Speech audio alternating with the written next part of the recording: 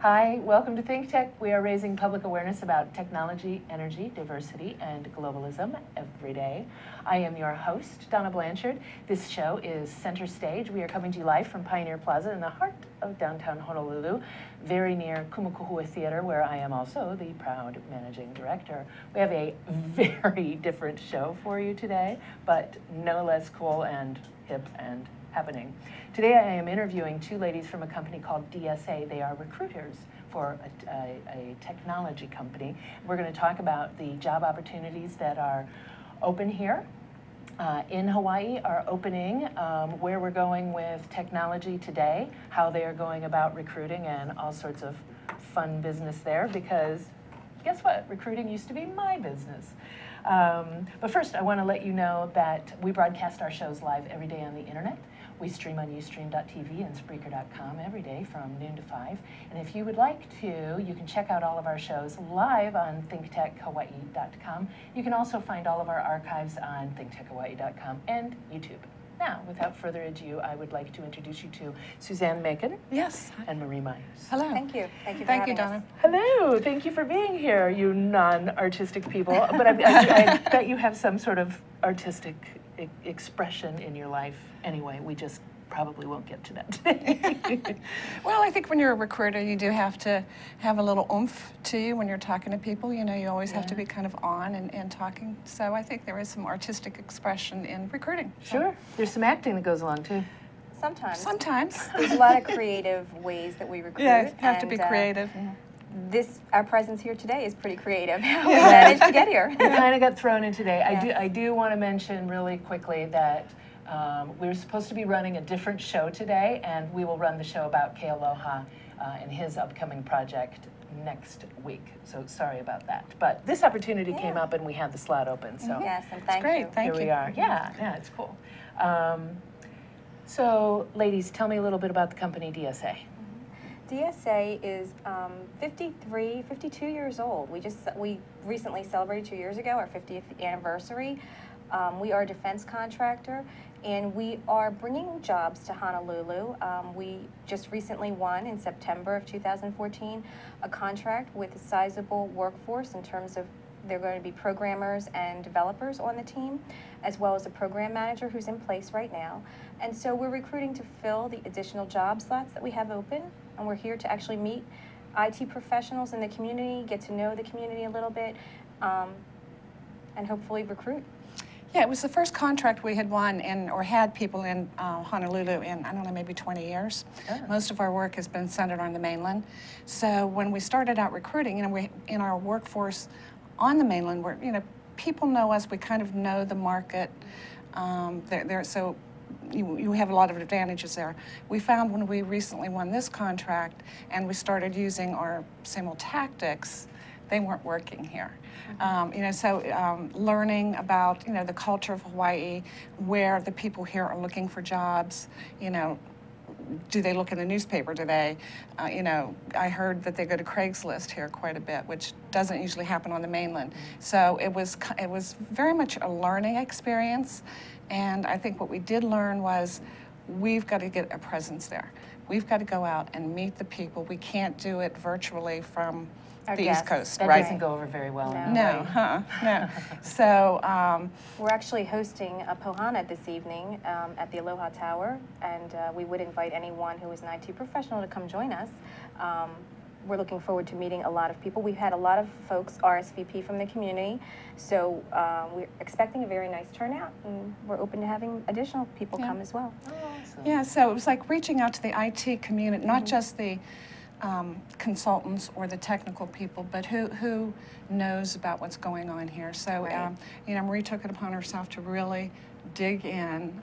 She's a little bit of a detective because I think her father was a detective. Nice. So she really, got in with a lot of people and set up a lot of meetings. And so we've been here on Oahu this week working the East Coast and working Honolulu. So we've been Yes. working double shifts Yes, since we've we been have here. been. So, Yes, we have. but it's good. You know, at least if you're working double shifts and looking out on the Pacific, it's a lot easier. It keeps you out of trouble. Than looking out at snow on the East Coast. Right, You know, yeah. so it's a lot more There are pleasant. a lot of people jealous of Yes, the number of hours yeah. you're putting in. yes. Right now. Yeah. Yeah, this is a great opportunity for us, just in terms of coming out and doing something a little bit different from our usual work experience back home. So, Now, the jobs themselves for which you're recruiting, those are typical for you? yes, we do IT recruiting. Most of our employees are IT technical professionals throughout the company. So, these are what we're looking for currently right now, like this week, is Java programmers. But additional positions could come our way as well as a result of this contract possibly expanding into new areas. So. Okay. How many Java programmers are you looking for? Three now, but you know, who knows down the road. Three are fully funded, these 3 additional positions that we have right now, and then we have 2 additional short-term positions that we're hoping to fill as well, in addition, once we have our additional 3 full-time employees. DSA right now has a total of 3 programmers 3, and we have and a program manager. and when we have additional Here. openings that we're trying to fill. Oh, okay. We also have a team of subcontractors that are working for us as well, and our teaming partners. There's a total of 17 individuals on the project. Contract. Oh, okay. And the project is top secret, or can we discuss it? It's on a very high level. It's supporting the U.S. Pacific Command for engineering and logistics.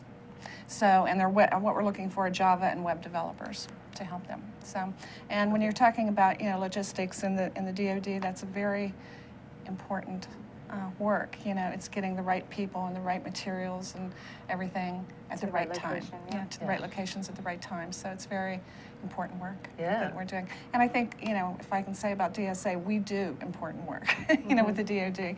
So we're looking for people who are interested in doing something, not just having a job, but realizing that what their work does means a difference to our country, and the welfare of our war fighters who are out there. I mean, it really is important stuff that we do throughout, in Hawaii and throughout the United States.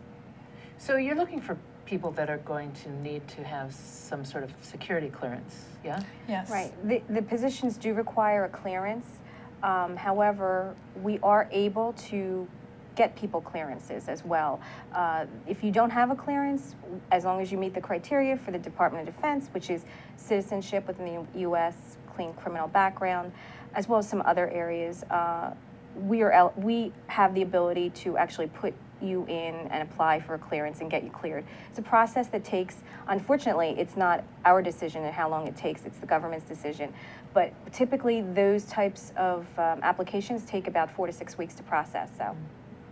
Well, that's kind of good to know. They're doing a good, thorough job. But Yeah, there right. there are a lot of cleared individuals on island who have applied. We have experienced meeting a lot of cleared individuals already. It's just a matter of matching those individuals who have the right skill base for these positions.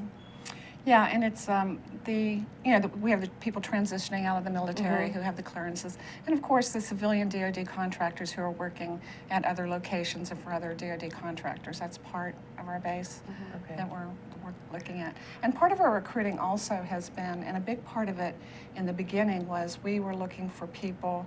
We have a huge database, and we were looking for people who had lived on island and are now on the mainland and want to return. Right. So we were reaching out to them, and some of them left because maybe the jobs weren't here, and then they were able to find them on the mainland, and so that was one big part of our Right. search was, did you live in Hawaii? Do you want to go back?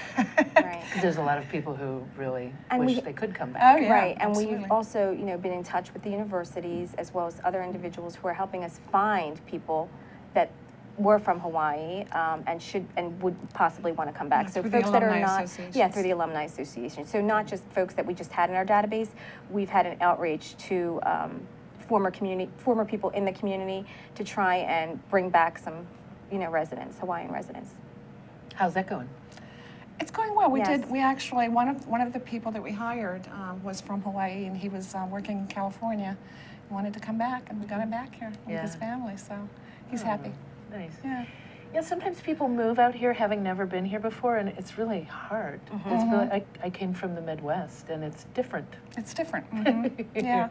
in good ways, but I also take measures to try to make sure I don't get rock fever. It happens. If we're not able to find residents of Hawaii who are current residents, we are really focusing our attention on folks that have either been a resident or lived here at one point in time, who know and understand the culture a little bit. And that's one of our big efforts in terms of recruiting. So we're not really just taking the approach of, let's just fill the job with someone who has the qualifications. We really want to find the right fit, who is going to help us grow this contract work that we have, and not restore, but build some faith in terms of DSA, since we are an unknown entity out here. This is our, like Suzanne mentioned, we had work maybe 20 years ago out here, so, you know, folks don't really remember or know of DSA. So this is a way to help us, you know, build some credibility within the community and within our customer as well. Yeah. And doing business here, working in business here is very different than it is anywhere else I've been. So kudos to you for making a special effort to not just bring people in. Right. One of the great things about Suzanne is Suzanne used to be a resident here. Suzanne used to live here, and she's been able to help us identify criteria and qualifications and characteristics of people that we want to bring to work here if we're bringing them from the mainland. So Suzanne, do you want to mention something about how? I did. Many, many years ago in my early 20s, I was one of the people on the East Coast that when it, you know, a friend of mine who lived here wrote to me, and it was a snowy February night, and said, you got to come here. You know, I was in my early 20s, and I wrote back and said, okay. And so I did come here, and I think I worked just down the street here. It used to be called, I recognized the building when I saw it, the Hawaiian Trust Company, but I think it's now part of Bank of Hawaii. At any rate, but I was here for almost 3 years, loved it, but got the rock fever. I was young, missed my family, so I did go back. But I loved being here, and I love the Hawaiian culture. It's been just such a thrill for me to be back here and see it all. And I think when I went back, I've worked for a lot of small companies, large startup companies, all types of different companies. And the one thing that I tried to bring back from, and I think once you've lived here and have appreciated it, it just stays with you, that aloha spirit and how you want to treat people. And I think I had worked for DSA and then left for a few years and then went back. And I was telling Marie just the other, I said, Marie, one of the reasons I love DSA is it's one of the only companies that the way it treats its people, how we do business, it really embraces the aloha spirit that I learned when I lived here. And one of the, not only companies, but one of the few companies that I saw that. I mean, we really are people-focused. It's employee-owned, right? Yes, It's employee-owned. We're a very people-focused company. We try to do the right things for everybody, be fair and respectful. It's a very respectful company. And so I think anybody from Hawaii who joined us, and when they get to know us, I think, a lot of the larger DoD contractors are here, but I think once they would join us and get to know us, they would say, wow, this is like an on-island company. You know what I mean? We're a very personal company. We have, I think, a team of HR folks who work for DSA that really get to know all of our employees. I mean, our employees are dispersed geographically all over the U.S. Denver, Colorado, San Antonio, Texas, Virginia, Washington. They're all over. We're in 17 states, Hawaii, and so we really try to connect as much as we can virtually, as well as when we can get out and meet folks, we do that as well. So we are a very personal-oriented, focused company. So it's not like you'll just see our names and never see us. You actually will get to meet us. We will come out and visit, and we will come out to recruit or to actually conduct meetings. So. Yeah, sometimes contractors find themselves on a government site or on a customer site, and they get hired and they start and they never hear from the company, other than their paycheck. That's about it. Or when there's a problem. Right, yeah, but we really have a hands-on very close touch. They can pick up the phone at any time and hear from anybody on our HR team or the business units. Or the executive team and the board of directors. Yeah, the executive team. Good. Yeah, our CEO knows about all of our hires. She knows, about all of the good performers.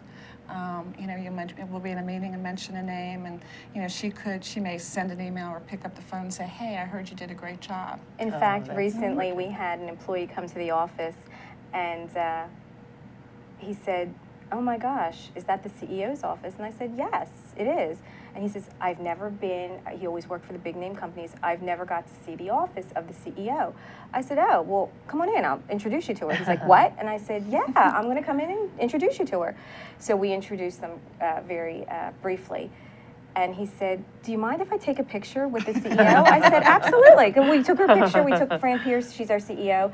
She took a picture with the employee, and we did he did a selfie, and it was just really fun. Oh, so nice. we have a very nice environment, and like we were saying, we're very hands-on, very personal with our employees, and we accomplish what's asked of us. I mean, we deliver results, but in a way that employees enjoy working for DSA, and we make the environment as fun as possible. Yeah, that's wonderful. We're going to go to our first break. Okay. We will be right back, so stay tuned. We'll be right back with more from Center Stage. Aloha, I'm Hunter Hevlin, host of Sustainable Hawaii here at ThinkTech Hawaii. You can tune in every week on Thursday at 2 p.m. to see interviews with sustainability professionals from around the state and even further abroad, learning about activities with water management, food security, waste management, and a whole host of other fascinating opportunities to get engaged with making a greener island.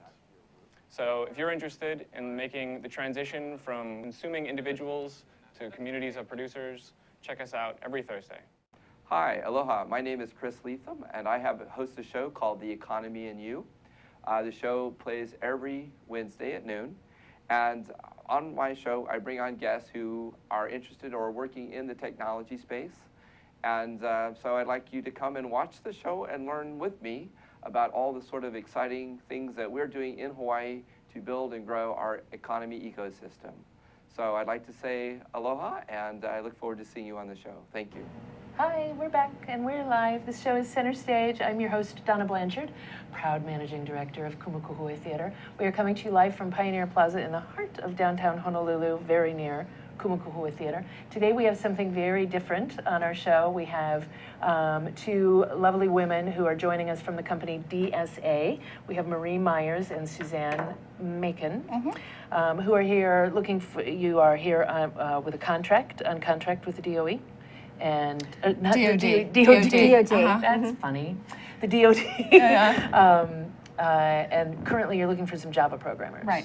So let's talk about some more detail. Are you looking for one senior programmer and two maybe who are getting their feet wet? We have a variety of levels. We're looking for mid-level and junior developers. Do you want to talk to the we're looking for Java developers who have some J2EE, good background with web development. It's both front-end and back-end web development. And for the junior, we're looking for 1 to 3 years experience. Oh. And then for the mid-level, it would be 3 to 5 experience. And so it's really just it's not JavaScript, which is a little bit different, but the Java J2EE, which is the web development. Oh, okay. Yeah, and it's, this probably wouldn't mean it, but like with Tomcat and Struts and those things. So, so anybody out there who knows what I'm talking about. The positions are located at Camp Smith and at Pearl Harbor. So we have a team of individuals, some DSA and some of our subcontractors as well. There's a team of 17 individuals, 17 or 18 people. So it's not as if you're working independently, you're working on a team. So nice.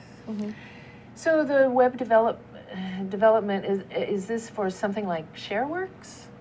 Is that sort of? Or are you talking about SharePoint? SharePoint? No, this isn't being developed in SharePoint. It's so we're not using an off-the-shelf package. Okay. It's being developed in-house, and well, it was developed, and they're trying to upgrade it. And so looking for someone who, it's web development, both the front end where someone needs to do something or order something. You know, we're developing that piece of it, the piece that the end user sees, but then also what happens on the back end. You know, when someone, you know, a command needs, I don't know, 10 blankets, or, you know, just as an example, they put that order in, and then developing the stuff also of who it goes to, you know, going to the right people Making at the right sure that time. it's routed properly and tracking it. Yeah. Locations of where it's, you know, dropped off or picked up and things like that. Gotcha. And then they're also developing it in a more secure fashion. So Right. that's the big Okay. push for that, is making it very secure. And if people want to get in touch with you, Oh, well, if they want to get in touch with us tonight, they could meet us at the Pilhana at Gordon Birch, or they can go to our website, www.dsainc.com, and look for the jobs in Honolulu, or just look to email us through the website. That's available as well. Yeah, there's recruiters at dsainc.com, which goes directly to our desktops. So it doesn't go into a black hole.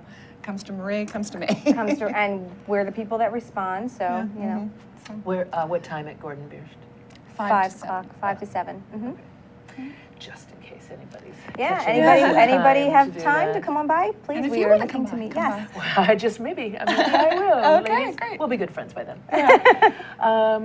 So when you're talking, it just occurred to me, it's been a long time since I was in the recruiting world, and you are, when you're talking about someone who has had, you know, 2 to 3 years of experience or 5 years experience, we're talking about millennials usually, and that's got to be a very different world.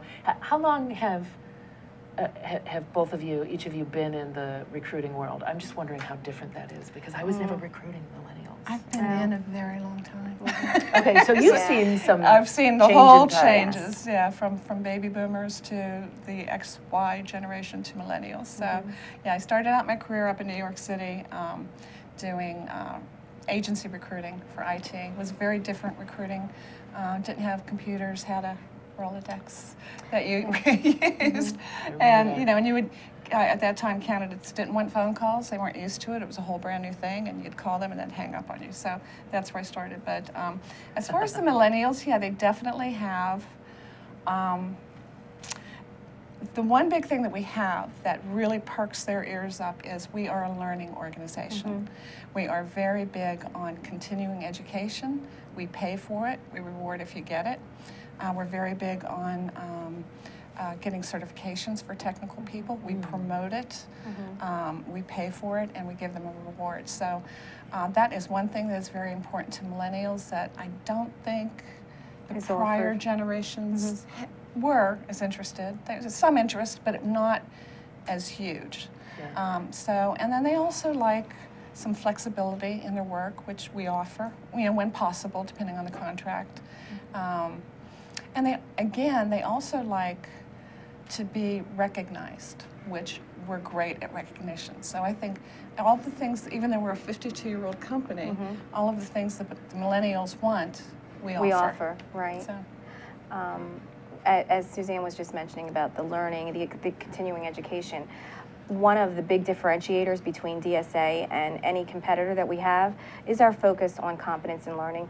Obviously, the Department of Defense has requirements out there, which there are certifications and continuing education that is absolutely required. It's, you know, non-negotiable. You have to do it.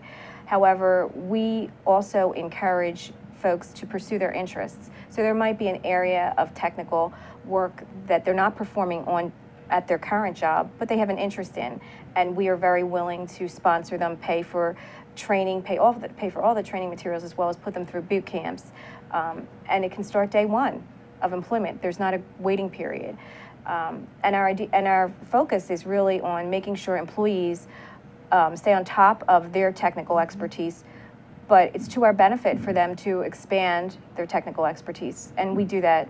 We recognize that as well.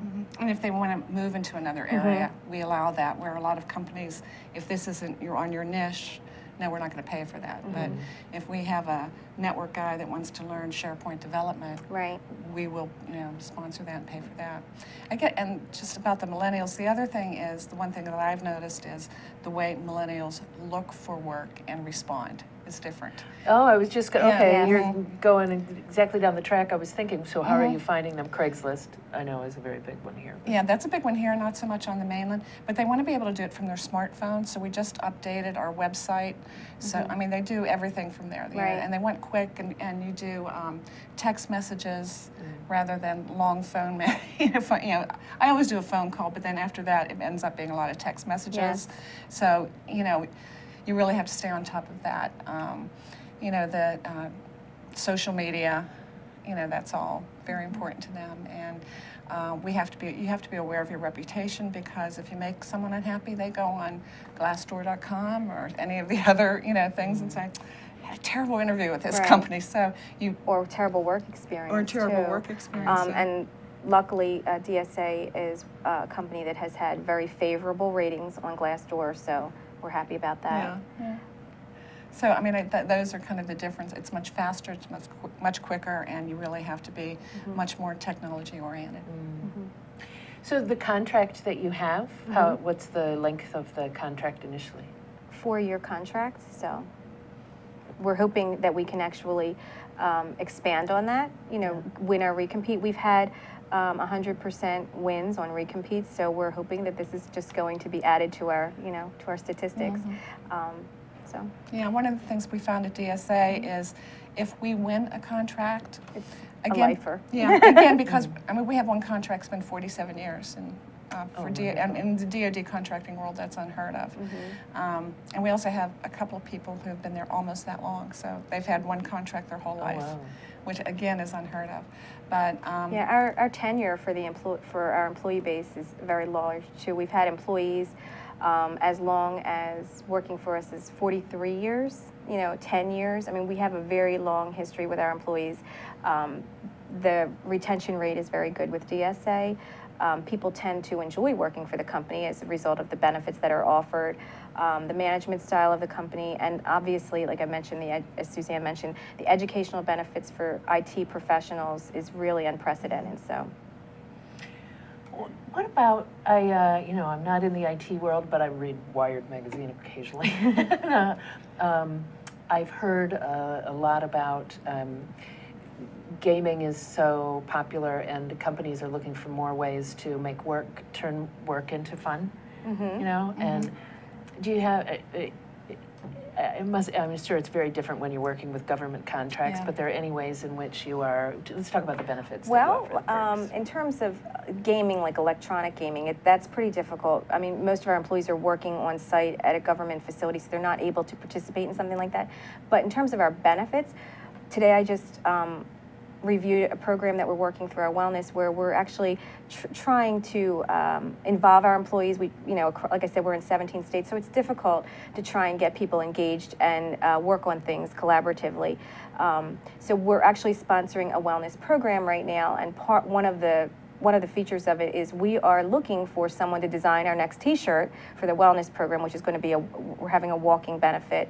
And we did this last year, and it had very favorable results. People, submitted drawings and ideas for what to put on the slogans of the T-shirts. It gets everybody involved. They work in teams, and it's fun. There are some things that are way out there, and then there's some things that are just on the mark with what we want to promote in the company. So this is a way that we get our employees involved. One of the ways. Yeah, one of the ways. I think there are other, we, from a technology point of view, as I said, the gaming is not the work we do. But we do, well, I can tell you about social media. We have one contract where we actually developed for the DoD a lot of social, what's it called? There's social media tools that actually the Army uses. One of the big features is a tool called MillSuite, the MillSuite collection of tools. And through MillSuite, they offer different types of social media applications, similar to what would be a Facebook for the military, for the Army, MillBook, MillTube, similar to YouTube. And through those tools, MillWiki, and through those tools, they offer training and secure information to be shared throughout the community, throughout their Army community, through their commands. And it's an environment very similar to the social media applications that exist. They have MillWire, which is similar to Twitter. But it's all behind what they call the firewall within the DoD. So, and we secure have information. We have right? something like 300,000 users throughout the world, DoD contractors and the military who, if they need information, they can go to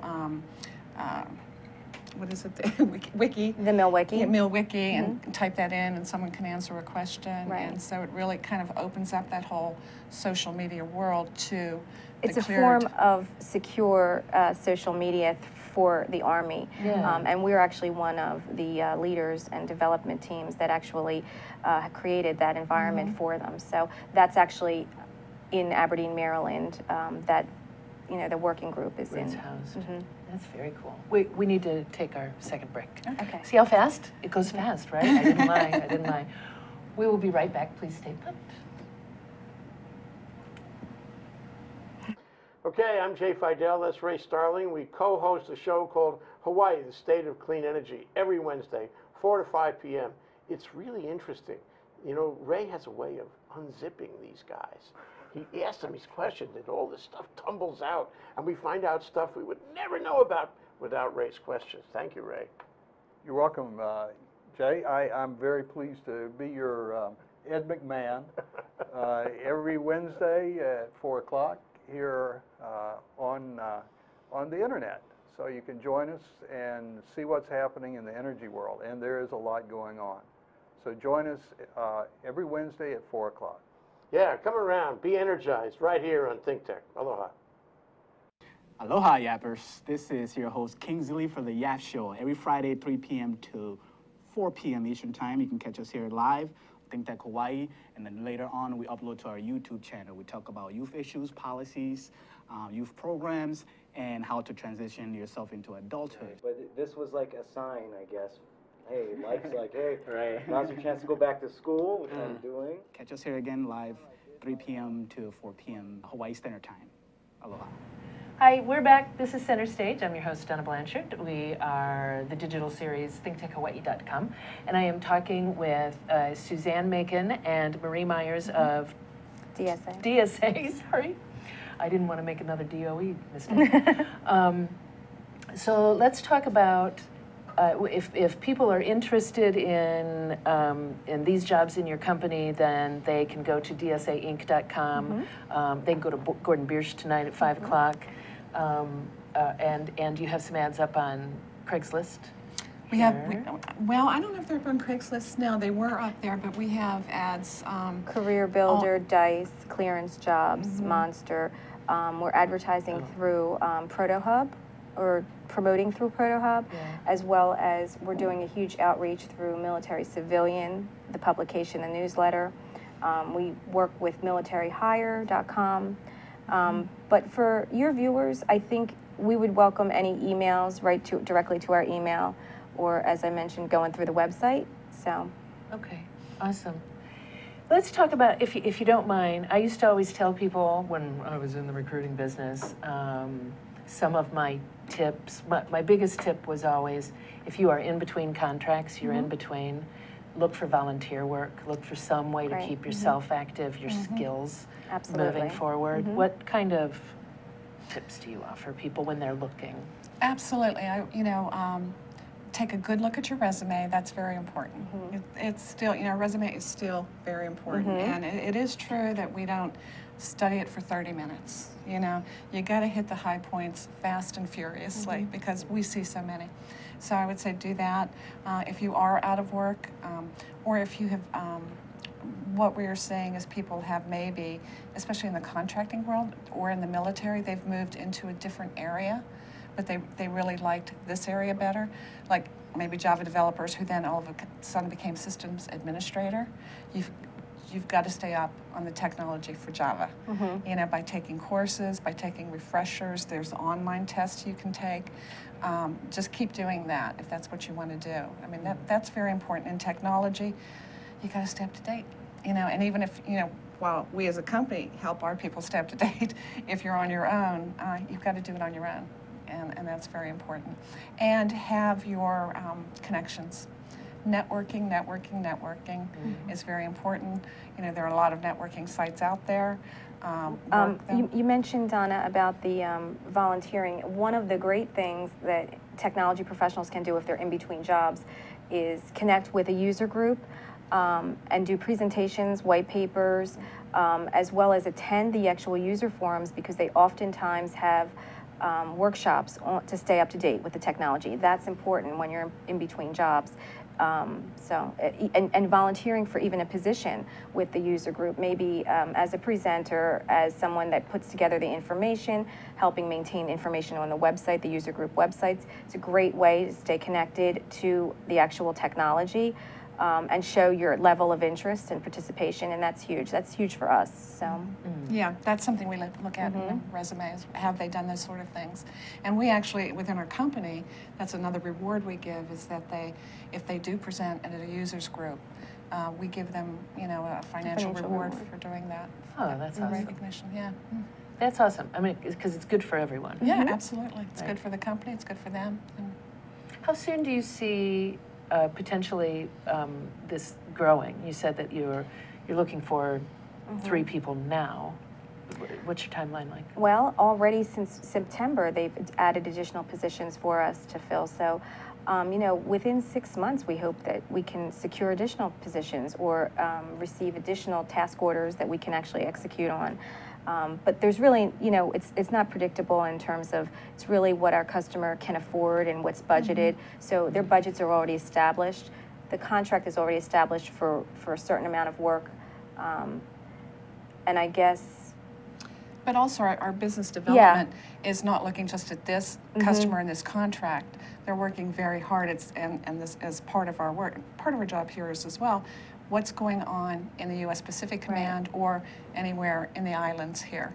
Where are the priorities? And as you know, because of things that have been going on in the world, there's a lot of emphasis on what's going on in this area, and so we see that very much as an area of growth, not for just this particular customer, but multiple customers throughout the islands.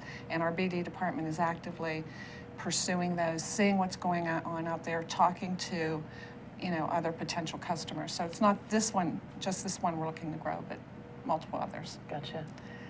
So signing up with your company, I'm going to assume that it would behoove someone who is out there working in programming to get their resume to you. Yes. Yeah. Even, I would welcome any resume, to be honest with you. I mean, my goal is obviously that we actually can fill these particular slots, these particular jobs. However, you can never tell where a resume will lead you to.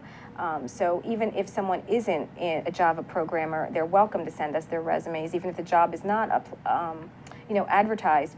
We collect the resumes and we store them, we keep them in our database, and you go into a skill bank and we put it in the skill bank, and we can draw upon it should we need additional resources, additional qualifications. So I would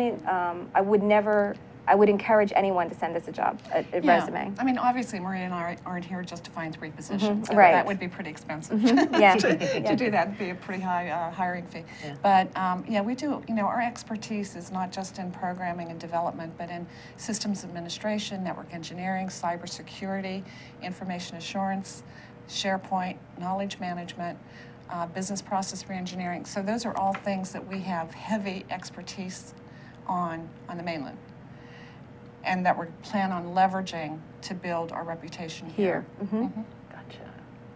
Yeah, so maybe someday DSA will need to have someone who's here full time. Yeah, maybe.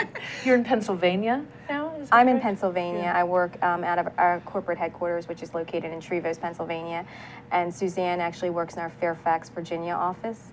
So the DC market there. Yes. However, we're, like I said, in 17 states, so we're recruiting worldwide, pretty much nationwide, for different commands, different agencies that we're working for. Yeah. So we support the Air Force quite a bit. We recently won a large contract with the Air Force in San Antonio. We're also, Scott Air Force Base. We support them. We support a lot of work with the Army. A lot of work with and this is for the military people out there maybe listening, Joint Program Executive Offices. PEOC3T, the Army. So we have a lot of different customers. We also do some intel work in the DC area.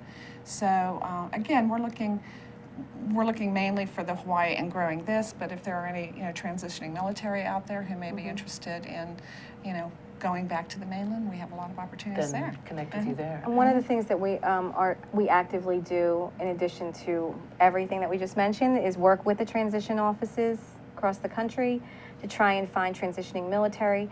And we had been working here with HICM transition office. So we're reaching out to those folks as well, because a lot of transitioning military do maybe want to come back to Hawaii or return to the mainland. So we're working with those areas as well. We're very pro hiring veterans. So yeah, a lot of our employees are former veterans. Yes, and it can be tough to transfer those skills. Yes. So let me ask you this. We just have a few minutes left. Let's say someone's watching who is going back to school or has a son or daughter going to school, and they want to know what are the upcoming technologies that you're seeing come across the board more? For the Department of Defense, programming, coding. Yep. Coding. We do not have we can only hire U.S. citizens. And there just aren't enough U.S. citizens, kids entering college, young people entering college, who are really learning coding, and especially in the higher level skills. They're learning information technology. They're learning network engineering, information assurance, and but all we're of losing that's our great. Programmers and coders. And, we're losing them in the U.S. Because it's kind of old school. Yes. Well, I think I was talking to someone about a year or read an article, I don't remember, that a few years ago, the universities started to dissuade students from taking coding classes. Really? Because they said it's all going to be outsourced. Right. You're not going to have a job.